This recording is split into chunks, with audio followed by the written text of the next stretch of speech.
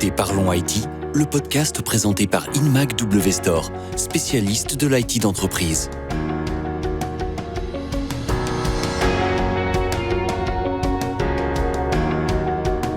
Bonjour à tous, ravi de vous retrouver pour un nouvel épisode de Parlons IT. Comment transformer ces processus pour ne plus dépendre du papier ? Cette question, de nombreuses sociétés se la sont posées depuis que l'on parle de transformation digitale, mais c'est encore plus vrai ces 3 dernières années avec l'essor du télétravail. Une partie de la réponse réside dans les outils nécessaires pour assurer cette dématérialisation. Aujourd'hui, on va parler d'une plateforme majeure sur le marché avec Adobe Document Cloud. Je reçois pour cela Julien Barbier, consultant solutions pour Adobe. Bonjour Julien. Bonjour Thibaut. Et Lotfi El Bouali, qui est commercial spécialiste des solutions Adobe chez Inmac W Store. Bienvenue Lotfi. Bonjour. Allez Lotfi, vous allez ouvrir le bal grâce à la vision de marché d'Inmac W Store qui fournit les solutions nécessaires aux entreprises pour leur transformation digitale. Est-ce que vous confirmez que les récentes années sont propices à la dématérialisation des processus et à la réduction du papier ? En réalité, la dématérialisation, elle n'a pas attendu la crise du Covid et de l'essor du télétravail. C'est un idéal qui était déjà rêvé par les entreprises depuis plusieurs décennies, que les raisons soient économiques ou encore écologiques. Depuis quelques années, cet idéal devient une réalité. Ça s'est vu notamment avec l'essor du télétravail. Mais c'est évident que lorsqu'on est dans un contexte où les salariés collaborent souvent à distance, l'échange des documents de papier peut devenir lourd et complexe et peut générer des difficultés, comme la perte de documents par exemple. Donc les entreprises envisagent aujourd'hui beaucoup plus facilement le processus de dématérialisation afin d'être plus efficaces dans ce contexte hybride. Ouais, donc un véritable enjeu d'organisation. Julien, est-ce que du point de vue d'Adobe, il y a d'autres facteurs qui encouragent les entreprises à accélérer leur chantier de dématérialisation ? Le premier critère de motivation, ce sont effectivement ces obligations RSE, j'allais dire aussi bien pour les entreprises que pour les individus. Voilà, on doit tous aller de l'avant pour avoir des processus qui soient plus durables et arrêter d'ignorer les préoccupations écologiques. Mais voilà, on le sait, le papier, c'est 40% de la déforestation dans le monde aujourd'hui. Et selon l'Environmental Paper Network, pour vous donner quelques chiffres, une entreprise qui imprime 1000 pages en moyenne par jour, donc 250 000 par an, si elle bascule vers le zéro papier, en fait, ça permet d'économiser 110 000 litres d'eau, 5 tonnes de bois, donc environ une trentaine d'arbres, et voilà, près d'une tonne de déchets. Est-ce qu'on peut voir aussi des enjeux économiques derrière la réduction du papier ? Alors en effet, selon une étude de Forrester, la signature électronique, elle permet, comparée à la signature manuscrite, en moyenne d'économiser environ 5 € par accord, ce qui n'est pas négligeable. On a des cycles de signature qui sont 28 fois plus rapides, donc voilà, 3 heures en moyenne, au lieu de 8 jours, et finalement voilà un retour sur investissement qui peut atteindre jusqu'à 420%, notamment lié à l'économie sur les coûts d'impression, sur les coûts de stockage, de transport et d'archivage. Et pour revenir à cet exemple des 1000 pages imprimées au quotidien, ça représenterait aussi 6 500 € d'économiser juste sur le papier. Donc ça, c'est des chiffres que vous allez pouvoir nous prouver avec les différents cas d'études qu'on va observer au gré de ce podcast. Dans le portefeuille de solutions Document Cloud d'Adobe, il y a notamment Adobe Acrobat, qui est une solution ancienne. Personnellement, je l'utilisais déjà en étant étudiant il y a plus d'une décennie. Comment a évolué cette solution et son positionnement à l'heure actuelle ? Écoutez, Acrobat et le format PDF d'ailleurs, ce sont des formats qui sont nés du rêve d'un bureau sans papier. Dans les années 90, un des fondateurs d'Adobe, John Warnock, avait rédigé un livre blanc de 6 pages qui était intitulé le projet Camelot. Et dans cet article, en fait, il décrivait déjà un problème commercial qui était présent un petit peu partout. C'était l'aptitude, plutôt l'inaptitude, d'échanger de manière fiable des documents haute fidélité entre des applications qui sont différentes et des systèmes informatiques aussi différents. Et en fait, il disait, si ce problème peut être résolu, alors la façon fondamentale dont les gens travaillent va changer. Et 3 ans plus tard, en 93, donc il y a 30 ans aujourd'hui d'ailleurs, on a Adobe Acrobat qui est arrivé, ainsi que le format PDF, et qui ont révolutionné la création et l'utilisation des documents. Et aujourd'hui, par exemple, le format PDF s'est imposé en tant que premier format d'échange dans le monde professionnel, avec plus de 200 millions de personnes qui utilisent Acrobat au quotidien. Est-ce que vous pouvez nous expliquer comment se structure plus globalement Adobe Document Cloud et les solutions qu'il contient pour que ce soit clair pour tous nos auditeurs ? Donc, l'offre Document Cloud, elle offre vraiment tout ce dont les gens ont besoin pour éditer, pour collaborer, pour manipuler, pour sécuriser, pour archiver des documents et les faire signer depuis n'importe où, n'importe quand et sur tout type d'appareil. Cette plateforme va comprendre différents outils, donc à savoir Acrobat Standard ou Pro, qui est la solution PDF et de signature électronique tout en un. Alors pour les workflows de signature plus avancés, on a aussi Acrobat Sign qui vous permet d'aller beaucoup plus loin pour ces workflows de signature. On a aussi donc les services PDF, ce sont des API qui permettent d'automatiser des processus documentaires de bout en bout et qui vont offrir énormément d'intelligence documentaire. On parlait de télétravail, de mobilité, des applications mobiles, donc Acrobat Sign pour smartphone et tablette. On a aussi Adobe Scan qui transforme votre smartphone en un vrai scanner de haute fidélité qui va reconnaître les caractères, qui va détecter les bordures et qui va enlever les ombres si nécessaire. Et pour terminer, on a aussi toutes ces intégrations aux applications métiers que bon nombre de personnes utilisent au quotidien. Au sein de l'entreprise, si l'on doit citer des secteurs métiers qui sont très consommateurs de papier, on entend souvent parler des achats et des ventes. Il y a forcément beaucoup de contrats, de devis, de bons de commande, de factures et j'en passe, qui transitent entre de multiples entreprises et le papier est encore très souvent l'un des supports privilégiés. Même si je précise que les lois finances prévoient à partir de juillet 2024 l'obligation de facturation électronique dans les relations inter-entreprises, pour les PME et TPE, ce serait plutôt entre 2025 et 2026. Alors certaines grandes organisations n'ont pas attendu ces dates pour se mettre à la page, c'est le cas d'EDF dont vous souhaitez nous parler aujourd'hui, Julien. Oui, en effet, on a eu ce cas d'usage chez l'EDF, donc notamment la DIPDE, la division ingénierie du parc nucléaire et de l'environnement, qui assure les études d'ingénierie, la réalisation des travaux d'amélioration sur les sites nucléaires des réacteurs français. Et leurs objectifs étaient assez simples, c'était 3 objectifs. Le premier était d'augmenter les taux de validation des commandes sur marché cadre de tous leurs fournisseurs, également d'accélérer les flux documentaires sans pour autant impacter la sécurité des documents, bien évidemment. Et le troisième objectif était d'éliminer les coûts d'impression et des envois postaux de toutes leurs commandes. Ce qu'il faut savoir aussi, c'est qu'auparavant, EDF ne recevait en moyenne qu'environ 50% des documents envoyés à ses interlocuteurs, à ses fournisseurs, pour être signés. En fait, il lui fallait attendre jusqu'à 16 jours pour les recevoir en retour. Donc on avait des documents potentiellement critiques qui se perdaient dans la nature avec toutes les problématiques de sécurité et de performance que ça peut avoir. Alors, Lotfi, quelles sont les principales fonctionnalités que les experts métiers achat-vente doivent retenir d'Adobe Document Cloud ? Alors, aujourd'hui, on parle beaucoup des fonctionnalités d'Acrobat. Par contre, je pense qu'il y a vraiment un distinguo à faire. Acrobat, aujourd'hui, c'est une famille de produits.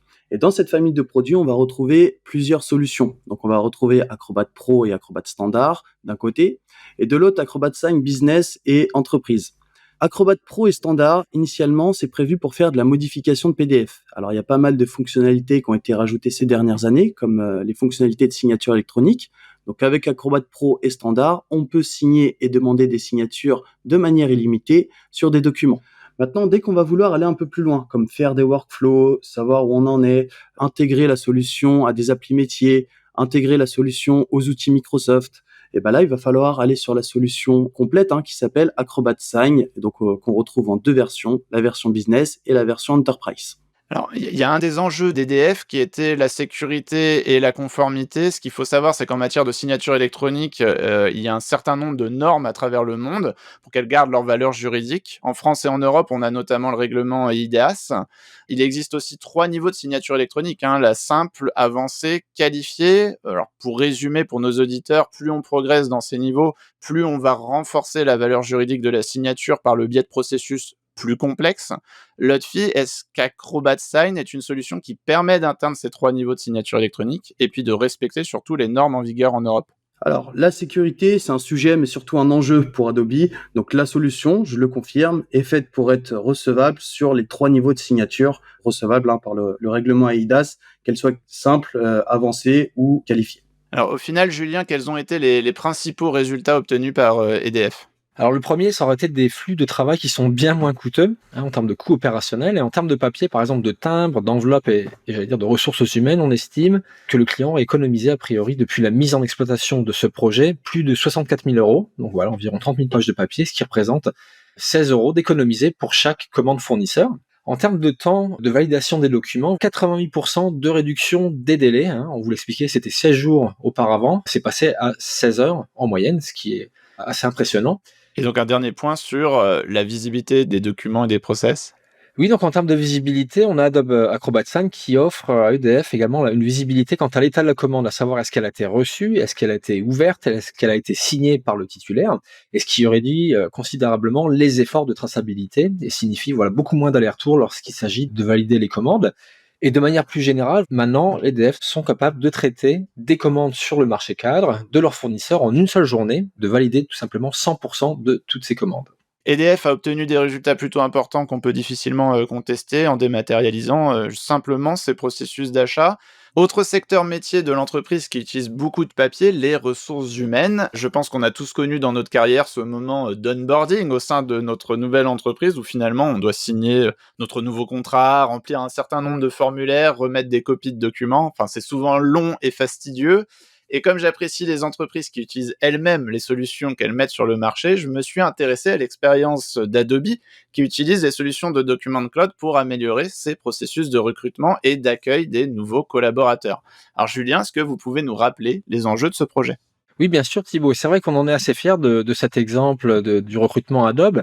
Et ce qu'il faut savoir, c'est que voilà, chaque année, on est environ à 500 nouvelles recrues. Alors ça, c'est pour Adobe Europe. Et en fait, on a vraiment pris ce message de transformation à cœur et on a entrepris de transformer l'expérience pour les nouvelles embauches. Le point de départ, c'était un processus qui était très manuel, comme beaucoup d'entreprises, j'imagine, et qui incluait alors l'envoi d'un email d'accueil, dont l'aspect d'ailleurs et la convivialité étaient un petit peu archaïques, il faut le dire. Il y avait beaucoup trop de formulaires, c'était pas très bien formaté, voilà, c'était pas forcément très personnalisé. Donc, nos objectifs étaient assez simples. Le premier, c'était la mise en place d'un processus entièrement numérique afin de réduire le temps nécessaire à l'envoi, au retour des documents RH, de réduire également le temps consacré aux tâches répétitives et manuelles des nouvelles recrues, d'améliorer aussi l'empreinte environnementale, on parlait de RSE tout à l'heure, en remplaçant la solution papier vers une solution complètement numérique et finalement fournir une visibilité de tous les documents durant le processus de recrutement. Très bien, et Lotfi, dans quelle mesure un bon usage des fonctionnalités promises par Adobe Document Cloud permet de répondre à des enjeux RH tels que ceux-ci ?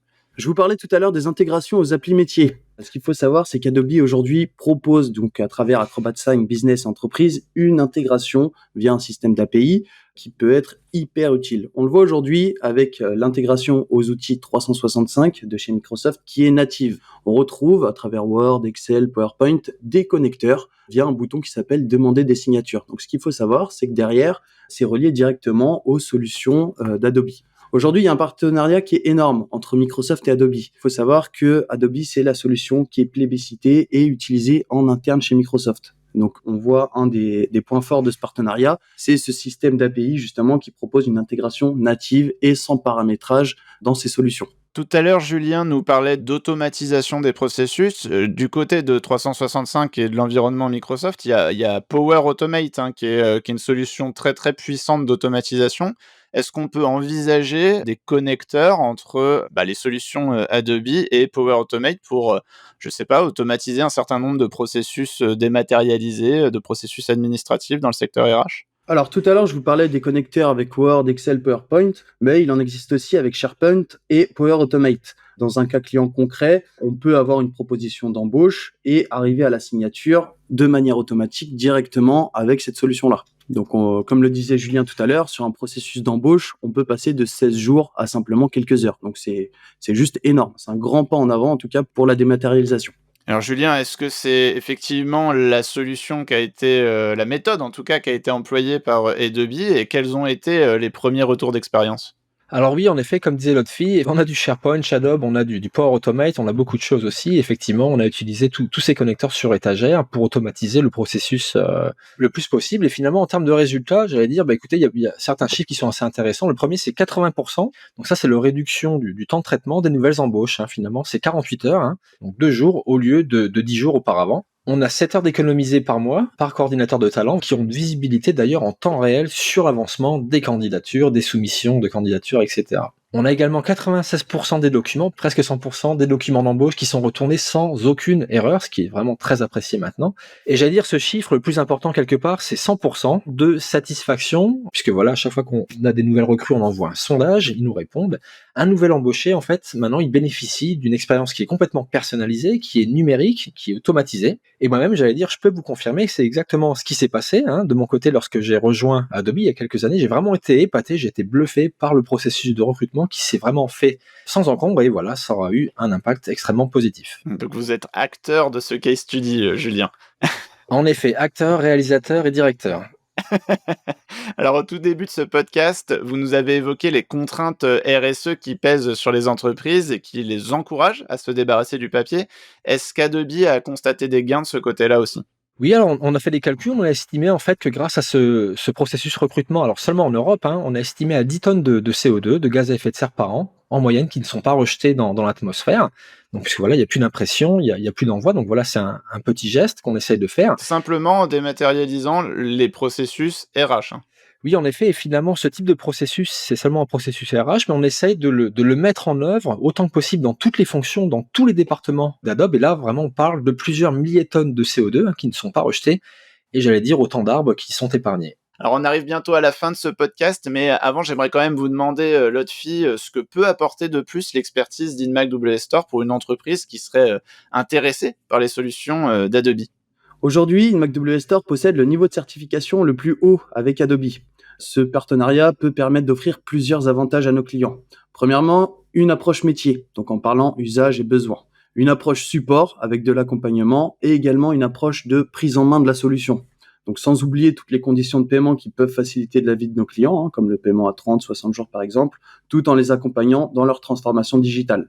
Donc l'objectif, hein, nous comme les clients, c'est d'arriver à cet idéal du zéro papier, que j'espère on attendra dans les prochaines années. Ouais, la connaissance s'acquiert par l'expérience. Ça, c'est Albert Einstein qui le disait. Et là, c'est pareil, vous aidez davantage les entreprises à tirer le plein potentiel des solutions Adobe Document Cloud parce que vous avez l'expérience de leurs enjeux métiers, du terrain, et ça vous aide donc à partager vos connaissances sur le sujet. Merci à tous les deux en tout cas pour ce moment, et surtout merci à tous nos auditeurs que j'espère retrouver très bientôt.